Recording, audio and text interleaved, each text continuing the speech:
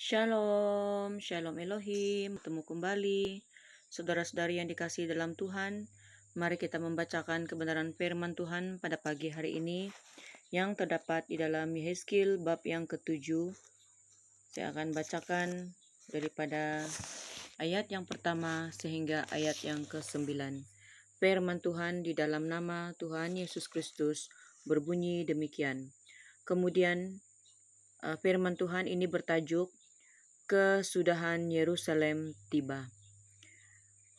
Dalam nama Tuhan Yesus Kristus, firman Tuhan berbunyi demikian. Kemudian datanglah firman Tuhan kepadaku, engkau anak manusia, katakanlah, beginilah firman Tuhan Allah kepada tanah Israel, berakhirlah keempat penjuru tanah itu, kini kesudahanmu tiba, dan aku akan mencurahkan murkaku atasmu, dan aku akan menghakimi engkau selaras dengan tingkah lakumu, dan aku akan membalaskan kepadamu segala perbuatanmu yang keji.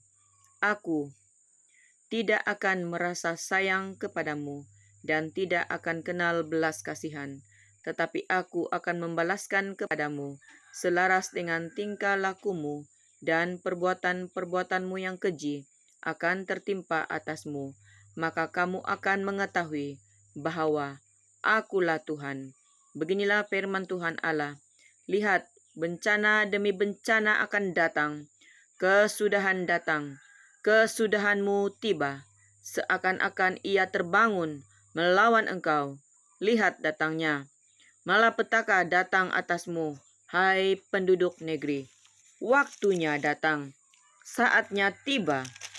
Hari huru-hara. Bukan tempik sorak di atas gunung-gunung.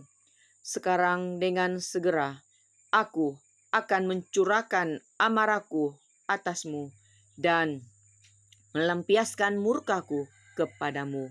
Aku akan menghakimi engkau selaras dengan tingkah lakumu dan membalaskan kepadamu segala perbuatan-perbuatanmu yang keji.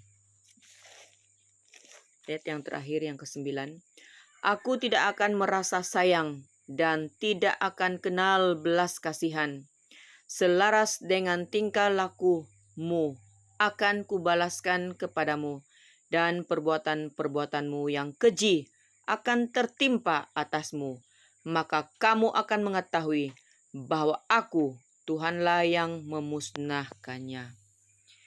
Shalom, Shalom Elohim buat ketiga pribadi yang esa, Bapa, Anak, dan Roh Kudus, yang sudah turun ke atas muka bumi ini.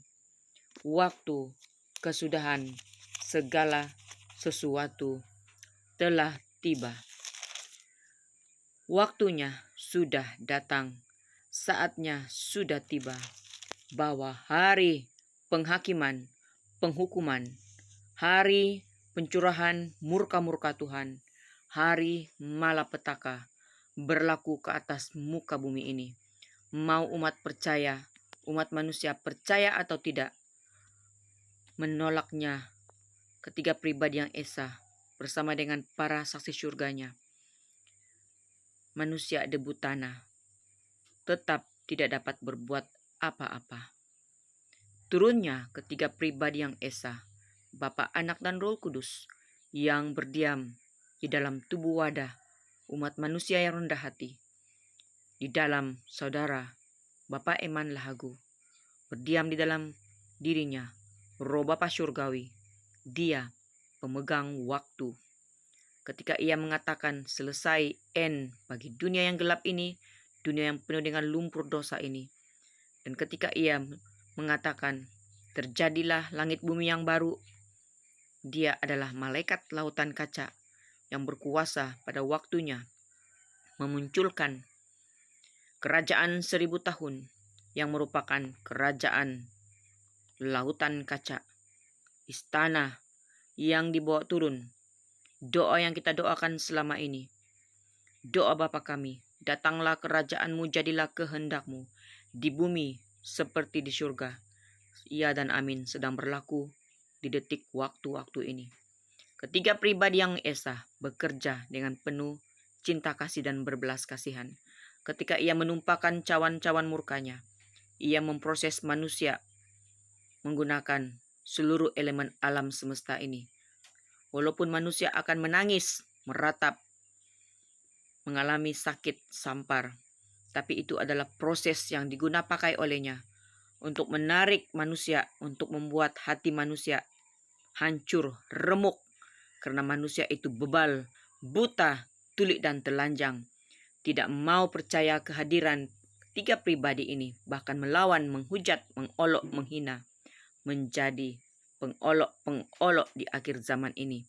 Meskipun Anda bertitle sebagai hamba-hamba Tuhan yang besar, namun ketika kehadiran ketiga pribadi ini, engkau tidak mengenal roh Alfa dan Omega yang menyamar berdiam di dalam pribadi saudara Aditya Nugrahanto.